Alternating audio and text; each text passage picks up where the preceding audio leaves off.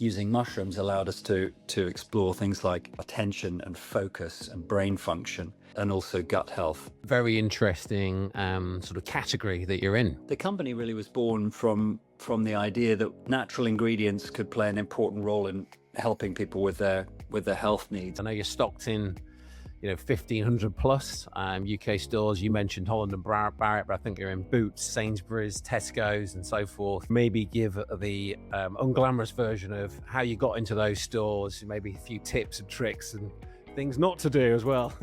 It's a long and hard road, I think is the sort of summary of it. It certainly didn't happen overnight. Why people keep coming back to your brand, Grass & Co?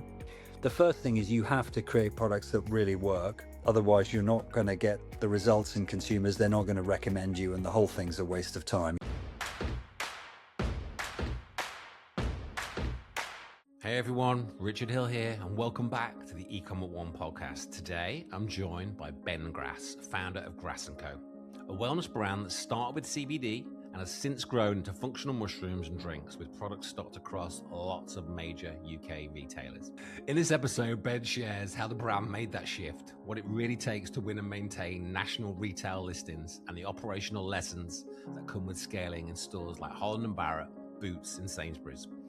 We also get into international expansion, navigating regulation, building trust in a fast-growing category, and why strong products and clear brand positioning still matter more than chasing every new opportunity. So whether you're building an e-commerce brand, trying to break into retail, or exploring a new product category, there's plenty to take from this one. So much more in this one. We even chat about Ben's time as a film producer, directing the legend Michael Caine. So an absolute cracker of an episode.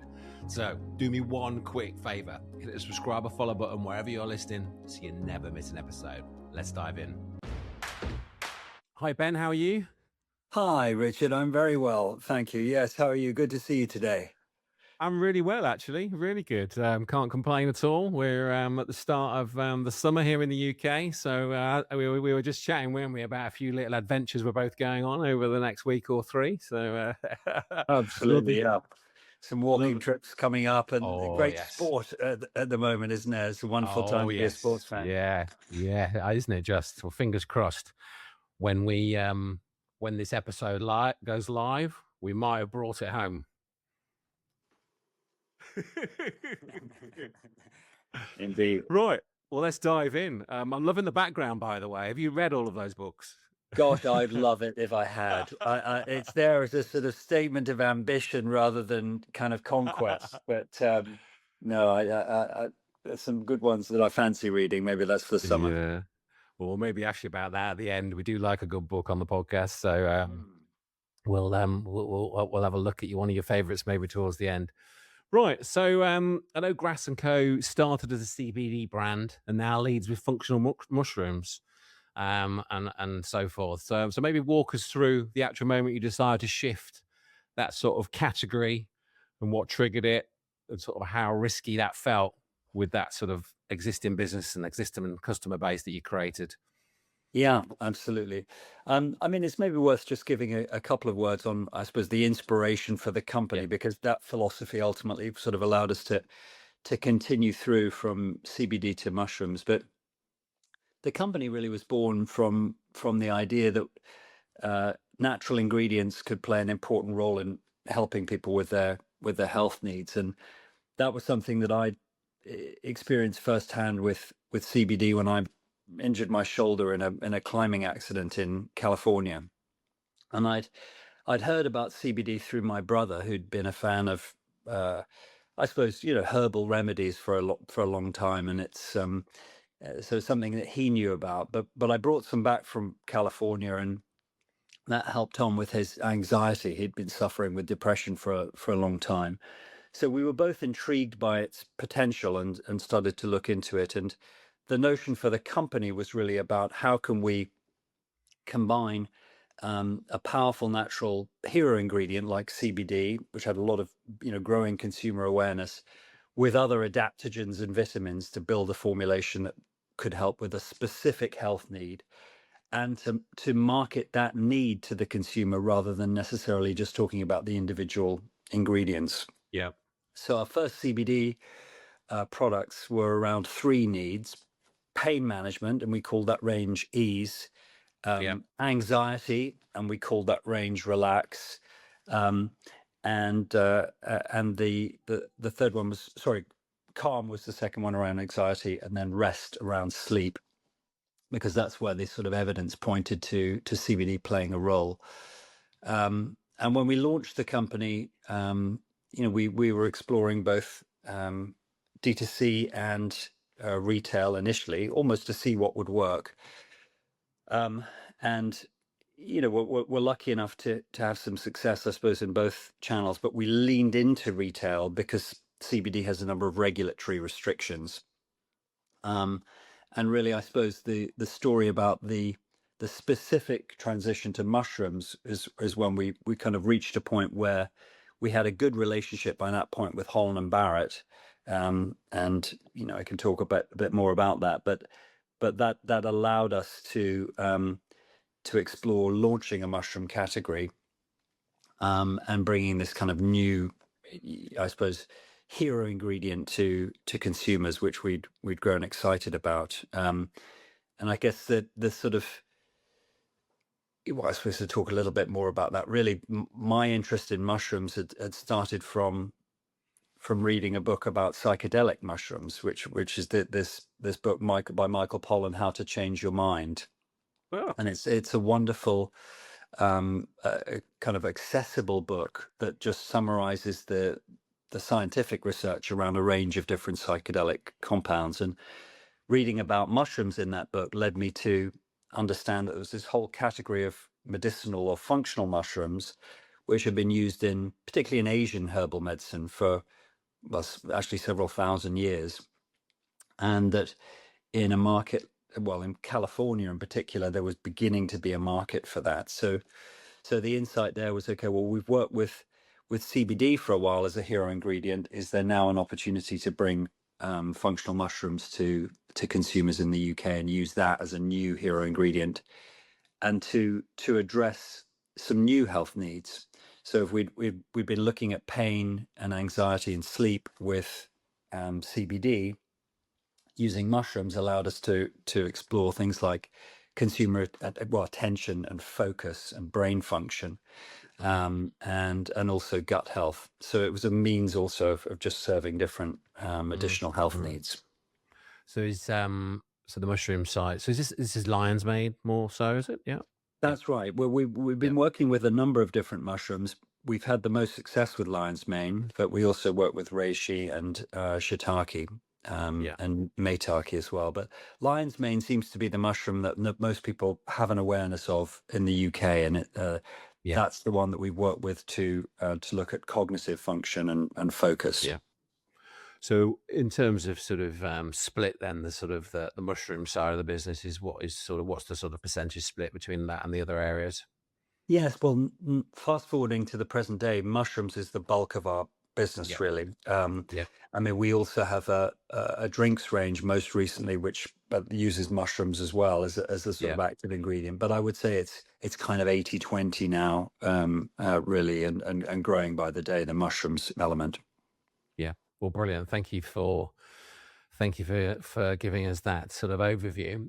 Very interesting sort of category that you're in. I know as a performance agency behind the podcast performance agency, obviously there's quite a few do's and don'ts of what you can and can't do in terms of and where you can market, these types of products and this category, which brings me on to the sort of the retail side. I know you're stocked in 1,500 plus UK stores. You mentioned Holland and Barrett, but I think you're in Boots, Sainsbury's, Tesco's, and so forth. Maybe give us the unglamorous version of getting into those getting on those shelves, getting in those stores. Maybe I know we'll probably have a lot of listeners that are quite intrigued and quite interested. That are maybe very much focused on the e-commerce sort of performance side, performance marketing, SEO, PPC, and Google Ads, and so forth. But maybe also very keen to get their products listed, in some of these stores or in stores around, the UK or around the world. Maybe give the unglamorous version of how you got into those stores, maybe a few tips and tricks and things not to do as well. Yeah, I mean, it's it's a long and hard road. I think is the Yeah. sort of summary of it. It certainly didn't happen overnight, and obviously a good deal of luck involved along the way. I think where we started at retail was with one or two independent health food stores. Knocking on doors, and then Yeah. we had a bit of a break in terms of, I suppose, a prestige opportunity initially with Selfridges, and we met someone who just left Selfridges, and we were able to do a deal with that individual that if they helped us get a listing, then there was a revenue share, and that's how we So sort of that was started. somebody that's sort of a friend of yours then, or somebody you knew from a previous role, or that Yes, type of that's thing? right. Yeah. So, someone that Yeah. I came across Your through a network. friend, through Yeah. my network, and we got along, and that, so that's how we got in there.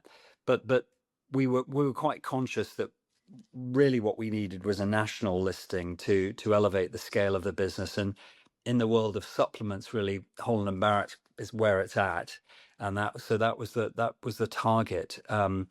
And you've got that challenge, of course. How do you get your emails read? How do you meet someone who works there? What's going to make the difference when every brand is knocking on their door and trying to get in? And I think eventually, well, one of the things that was helpful was, again, through an old friend, we managed to get an introduction to someone quite senior there, and got a meeting, and then, well, actually at that time it was the chairman. And then we were able to meet some executives who were at an interesting growth moment in their own careers. I think Holland Barrett at that time had just been acquired by Letter One, and there was a new kind of cadre of executives, and I think we were lucky enough to meet some of Oh, those people at the moment when their own careers were doing yeah. good things, and kind of went on a journey together. But what we tried to do was figure out, obviously, okay, we've got this listing now, but this is just the start. How on earth are we going to move products? How are we going to get this thing to work? What's the rhythm, in a way, that we have to find? And one of the things that we were scratching our heads around was, we've got these CBD products, but there's all kinds of regulation about what a member of staff can say about CBD and its benefits in the Yeah. store. So it's not even straightforward. This is ABC of what it does. You have to be quite careful. Yes. So we created a little simple cheat sheet, a wooden cheat sheet that we gave to every store that lived by the till, that just gave colleagues at Holland Barrett some simple things that they could say about our products. Um, and the other thing that we did was that we put a lot of effort and actually money into attending their annual conference for members of staff, which suppliers are invited to make sure that, again, we could get to know people up and down the country who Right. ultimately be of course, our sales force, if you will, or our representatives Yeah. within the stores. Um, and then the other thing, I think, was just trying to make sure in general that our packaging communicated in as simple a way as possible what the product benefit was. So again, rather than talking about ingredients, we talked about health needs. So the pain product was called ease. The sleep product was called rest. The anxiety product was called calm. And that's sort of Yeah. simple communication, Yeah. particularly with a newfangled ingredient. I mean, why should people know what CBD could do for them? Um, but that all kind of worked, and so we were very lucky. We got awarded their New Supplier of the Year award in our first year of trading, Fabulous. and that was the thing, I think, ultimately, that allowed us to we earned the right to have the conversation then around mushrooms, because the CBD stuff had been working quite well, and we were very close, and we still are, with Holland and Barrett. Yeah, I love that. I love what you did there, Ben. I think the people that are sort of on the ground in the stores, there's a few things there, but the people that are on the ground in the stores that are getting asked questions and so forth, you're making it easier for them to understand the brand, understand the products, understand the ingredients, what they can and can't say with the card. I love that, the packaging. But then the piece where you went to, I think the sort of supplier. What was that called? Like a supplier yearly sort of meet and greet type Yes, I event. suppose a Yeah. supplier conference, if you Yeah. will. Yeah. Yeah. And then obviously they get to meet you as the founder. They get to meet, obviously feel the products and so forth, understand. Yeah, a lot of work goes into that, Ben, doesn't it? I think you're sitting there nice and calm and relaxed, but that sounds like an incredible journey, and incredible. What's maybe a couple of things there that, looking back, you could have done a little bit better. Obviously you've got this great result now. There's some fantastic examples of things to do, but there's maybe a couple of bits there where maybe people that are listening might make mistakes when they're trying to get into some of these brands. Well, I think the thing that we had to learn, suddenly when you're dealing with a large partner, a national retailer, is, gosh, we've really got to get our act together when it comes to delivering product on time Yeah, in the right quantities. So it forced a discipline within our own supply chain, of making sure that our order and forecasting, was up to speed, and also kind of keeping tabs almost on the rate at which the products were being sold in stores. So it was almost anticipating the pull through and the orders. And then also, of course, just on from a sort of financial standpoint and cash flow management, retailers tend to deduct the value of the promotional discounts that yeah, have been, operative in stores after the fact. So just getting used to the rhythm of how cash would come through and the payment yeah, terms, I think we moved at that point to, a factoring partner just to make yeah. sure the cash Great. was coming through. Yeah, So it's that sort of thing was an absolute learning curve, and because it suddenly becomes business critical when you've got a large partner that's yeah. becoming a larger Maybe part of your 50% of your business. business or more. Yeah, yeah. Yeah, I That's think right. the factoring one, I think, and cash flowing, it's obviously, like you say, it's potentially, and obviously that's what you're after. Potentially, more than likely they're bigger commitments because they've got hundreds of stores and so forth. Obviously, starts out with so many, but no doubt the ultimate aim is to get quite a lot of those stores, and but then that's a great upside. But then on the sort of commercial operational side, you've got to deliver that product on time. You've got to cash flow. You've got to produce those products. There's a lot of operational things that have to be thought about, and then, as we said, that cash flow. So factoring is an option, or it's obviously just the different payment terms that these people require are usually slightly longer than quite a lot of sort of smaller deals. So yeah, it's quite a lot to factor in. Well, thank you Yes. for that, Ben. Thank you very Um, much for sharing. I think a lot of tips there for our listeners. So, change of direction. I think my researchers tell me that you launched into China and Germany in the same year. Sounds pretty crazy. Why those two markets, and why at the same time? yeah, I think in retrospect, probably was a bit crazy. Um, I think there were a couple of thoughts. I think with China, we were very aware because of this close relationship, I suppose, with Holland and Barrett, that their own business was exploding in China, and obviously the scale of the opportunity felt incredibly tantalizing. We'd also seen that a couple of, I think they were both Australian brands, had absolutely exploded in that market, Swiss and Blackmore. So there was a sense, okay, if you can get it right, this is potentially transformational. And the question then is to go, well, how do we dip our toe in the water without betting the farm and distracting this very small team that we've got in the UK? And the thing that tipped the balance was that we were lucky enough, I suppose, to meet the same distributor that Holland Barrett used in China, who I guess had a favourable impression of us because of the success that we were having in the UK with Holland Barrett. And we got down to the brass tacks of exploring, okay, how do you do it? So cross-border e-commerce felt like an approach where we could essentially ship products that we made in the UK without having to go to the expense of changing packaging, and then see how those products would perform on these vast, social Yeah. commerce platforms over there, as that, Douyin and JD and so on. Um, and to some extent let the distributor do the work to build the demand and hopefully, allow us to sail off into the sunset. Um, but I think the interesting learning that we had of course, it's challenging to go in as a no-name new entrant into a massive, ultra-competitive space. But the second thing was that we actually found that although there has been an enormous history of usage of these functional mushrooms in China, that some of them have been used for different things in China versus the health need that we were suggesting they should be used for in the UK. So you had a dual problem of new brand, how do you build awareness for a new brand, and different patterns of usage. And I think, the third thing was that we quite quickly realized that despite, actually great personal relationships, that same distributor was also servicing Disney in China. So we were just not getting the kind of TLC. So we were able to, actually exit that relatively painlessly after a period of time. But very, very interesting learning experience.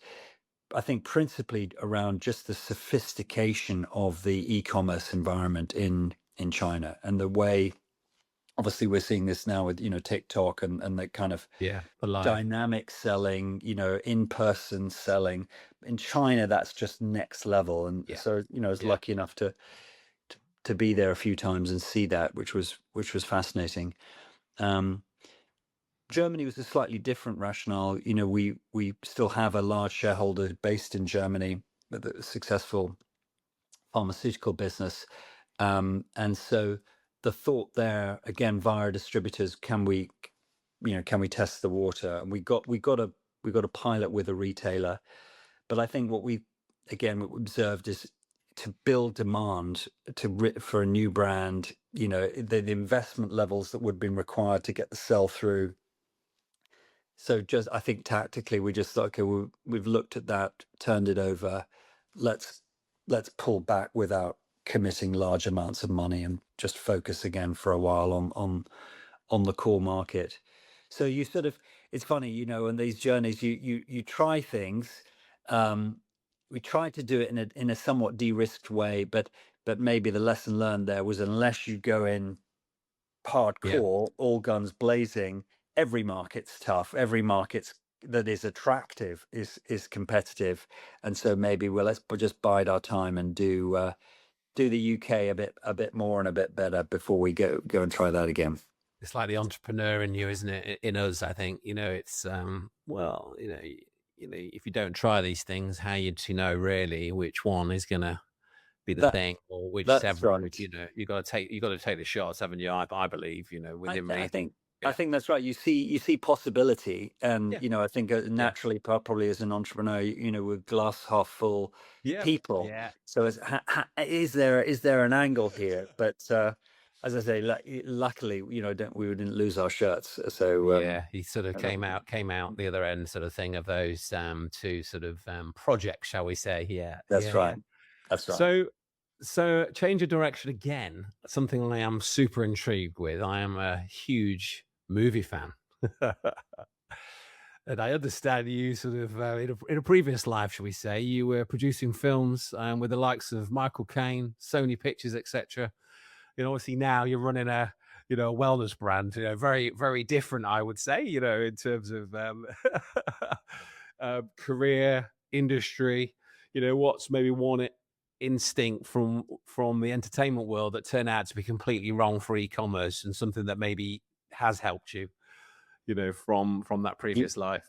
Yeah, I was thinking a little bit about the similarities and differences, between the two businesses. I think the one thing that's very true of both is ultimately, with a film, or and then in the same way with a company, you are trying to give birth to an idea. You're trying to bring a story to life, and find an audience, communicate that to an audience, and so that's a very similar process. How can I find something that resonates here?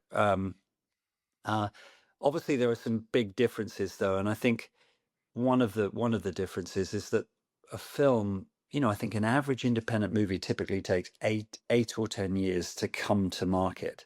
So you have this extraordinary journey as a producer, and really as a sort of primary risk taker in that endeavor, where you are ponying up for script revisions. You've got cast and directors. You're taking all the risk money, but actually your return only comes at the moment when the entire production Yeah. budget is crystallized.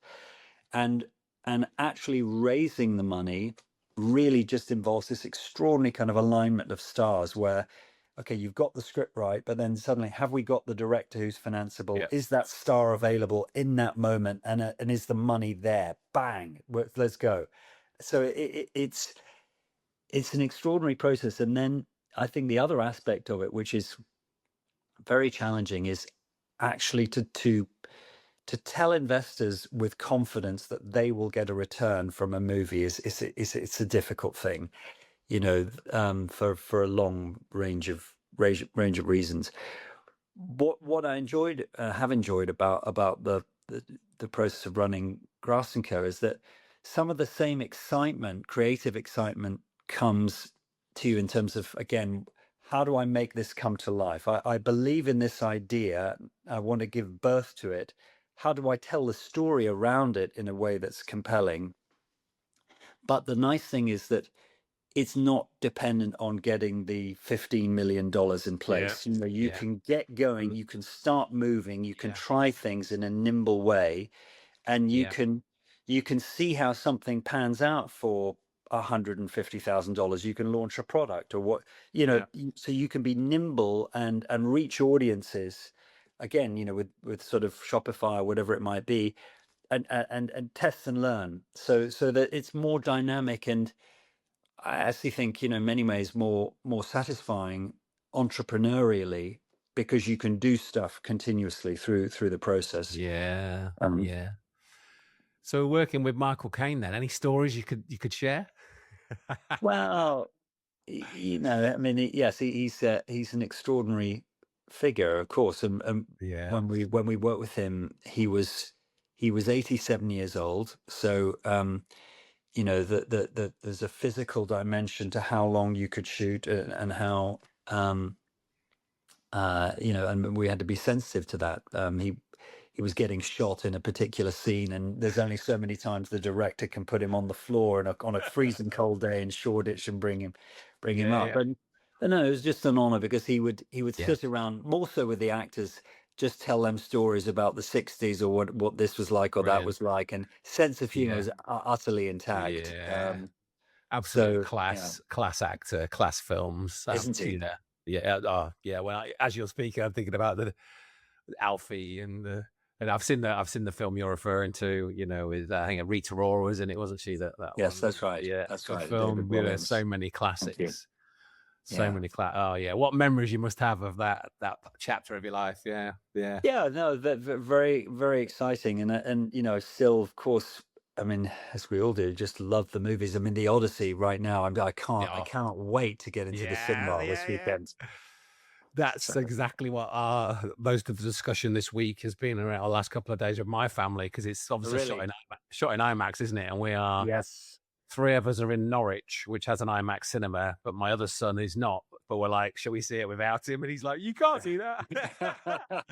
So we'll try not to, but we might have to go and then see it again with him in it. And then it's one that was worth several viewings. I'm sure it's going to be a hand of film, and it's so hard to get tickets now, isn't it, for the IMAX thing? I think it's sold out, even the midnight screenings. I think we might have to. We'll see. We've not booked yet, so fingers crossed. It might have to be an afternoon off in a week or so, maybe. Yes. Very exciting. So Ben, I'm going to do a quick fire round with you now. So, okay, you ready? Yeah. You sure? Well, let's see. I hope so. So, quick fire. You got 5 seconds or less to answer these questions. You ready? Okay. CBD or functional mushrooms? Which has the bigger future? Functional mushrooms. Okay. Best retail partner for Grass and Co? Holland Barrett. Fabulous. China or Germany? Which market surprised you more? China. Yeah. One word for what nearly kills a retail listing? Stock management. Stock management. Yeah. And then finally, film producer or brand founder? Which is harder? Film producer. Yeah, I'd say. Sounds like a walk in the park what you're doing now compared to. Well, it has its advantages. Yeah, Yeah, yeah, yeah. yeah. Yeah, oh, brilliant. Well, thank you for that. So, obviously, we touched on it, but sort of regulations. I think we work in, as an agency. We work in a lot of industries that have got a lot of different regulations, a lot of cans and do's and don'ts. But CBD regulation has been a sort of a moving target in the UK. How much of your roadmap has been shaped by anticipating sort of regulatory change, things changing, and so forth. What would you say to that? Yeah, I think regulations are, they're rightly an incredibly important part of this, landscape. We're selling things that people put in their bodies Yeah, on the expectation that they're going to become healthier as a consequence. And so it's, right and proper that there are a lot of, rules around how that's done. yeah, But at the same time, obviously you can't exclusively be guided by what you can and can't do and what a yeah, regulator sort of says. It's much more about, what's the promise of this brand, what do we think customers will benefit from.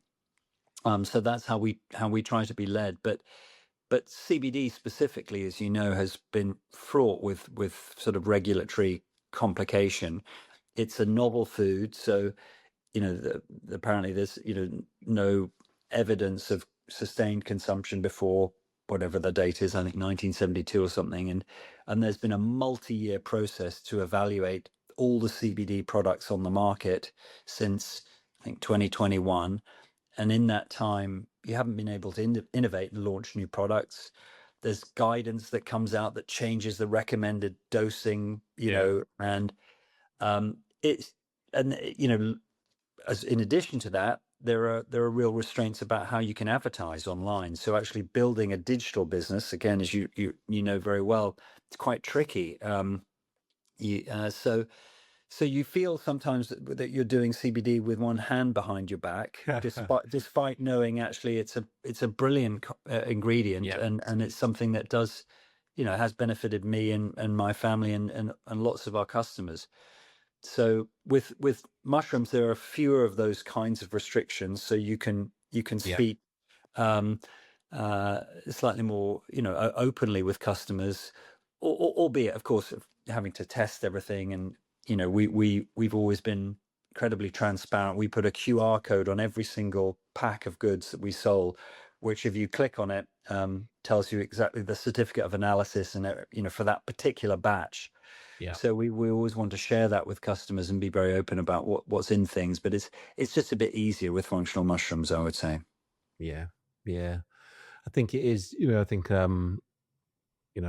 we work in a lot of regulatory, niches, and it's sort of just as you say, you've got to sort of, sort of things change, things move on. What can you do to be that little bit more nimble, maybe a little bit more creative, stand out as a brand, which I think we'll come to in a minute. Um, but it's also an opportunity, isn't it? Because obviously, probably traditional, maybe hardcore performance marketers may struggle.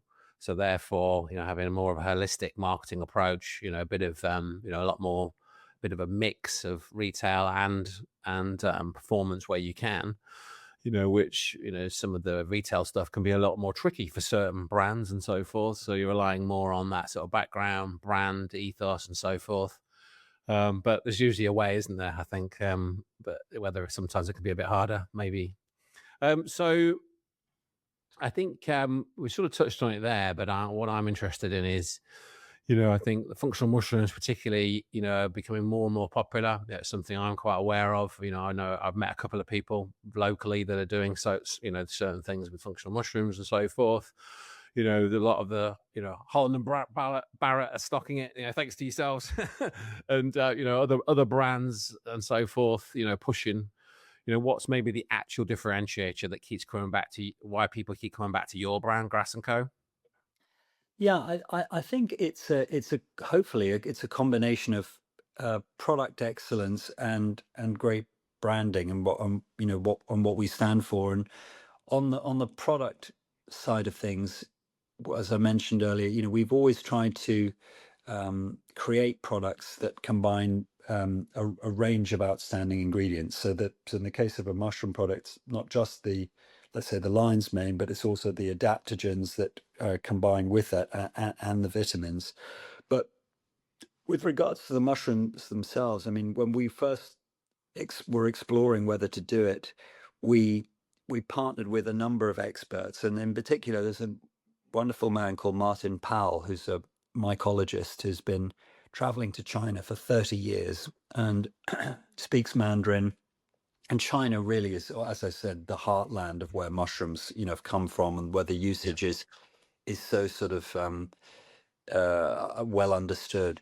And so Martin was kind enough to introduce me to a lady who has got an extraordinary farm in the hills in China, and I went to see her with my co-founder Matt Snowman, who's still our creative director, to see the farm, see what she's doing. It's this wonderful organic farm. So we got very, very comfortable that what we were buying from them was outstanding quality and sort Yeah. of vouchsafed by Martin. So I think the first thing is you have to create products that really work. Otherwise, you're not going to get the results in consumers. They're not going to recommend you, and the whole thing's a waste of time. You're in the snake oil business. So I think Yeah.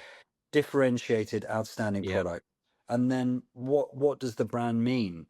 We when we first started the company, we work with the kind of brand ethos of life inspired by nature, which I rather liked, and we've had different versions of that. But what our latest campaign has been talking about is the notion of touching grass, and what we're trying to speak to with that is the idea that our focus products help you to find attention in a world where our attention span is sort of being fragmented and splintered by all this time we spend on phones and social media, and there are alarming statistics on there about just what's happened to people's attention in the last 20 years.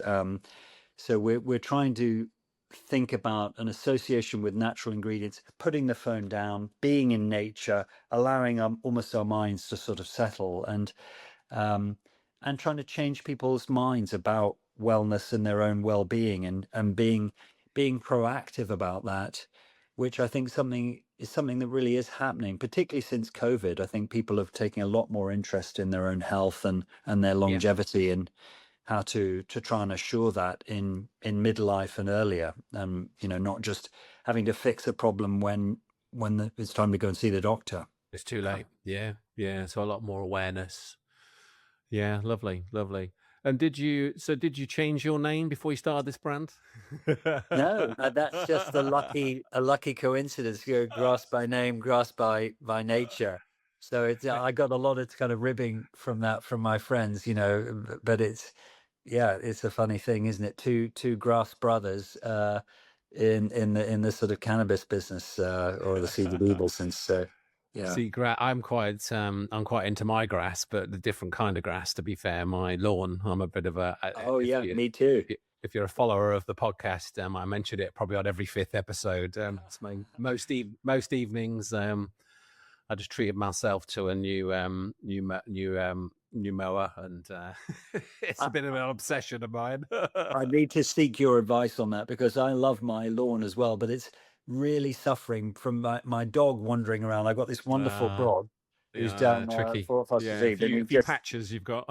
I've got a few patches. That's what I need to fix. Yeah, I've been on. Yeah, this heat wave we've been having has been a bit of a challenge for me this last sort of 3 weeks. And then they've just had the hosepipe ban where we are yesterday, so it's causing a few challenges, shall we say? But yeah, I like to have a little walk on the grass barefoot most days, and then various routines that I'll maybe talk to you about off camera. Yes. I guess I need some tips on that front. Yeah. Well, Ben, it's been a pleasure having you on the show. Last couple of questions. Let's say we're sat here in sort of a couple of years' time. What do you think the future holds for Grass and Co? Where do you see you pushing? Have you got any insights into where the focus will be you could share with the listeners?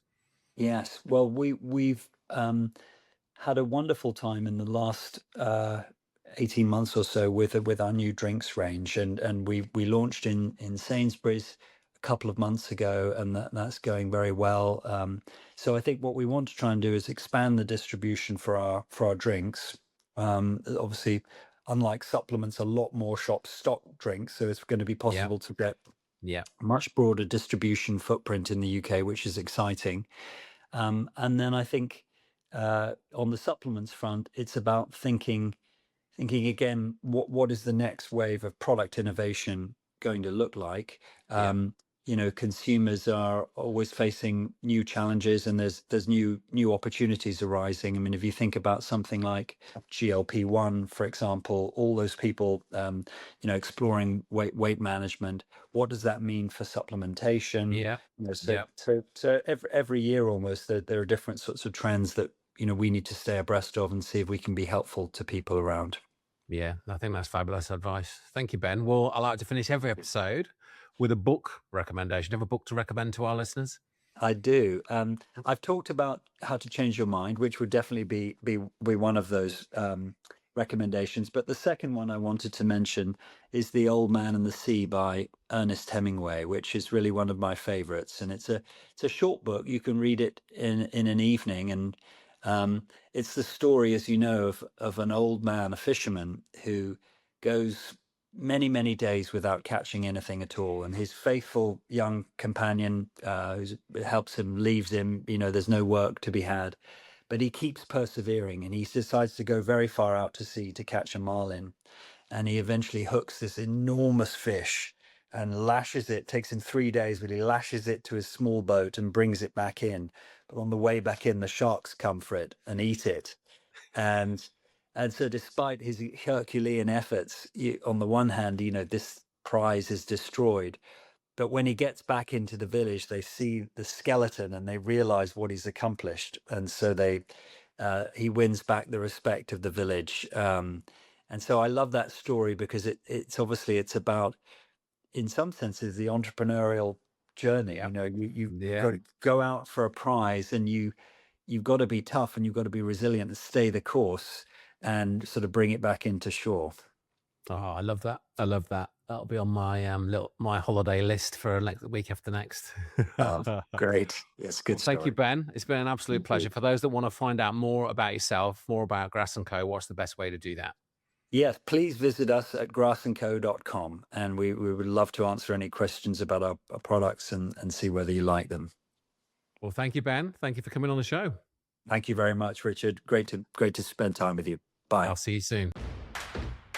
If you enjoyed this episode, hit the subscribe or follow button wherever you are listening to this podcast, so you're always the first to know when a new episode is released. Have a fantastic day, and I'll see you on the next one.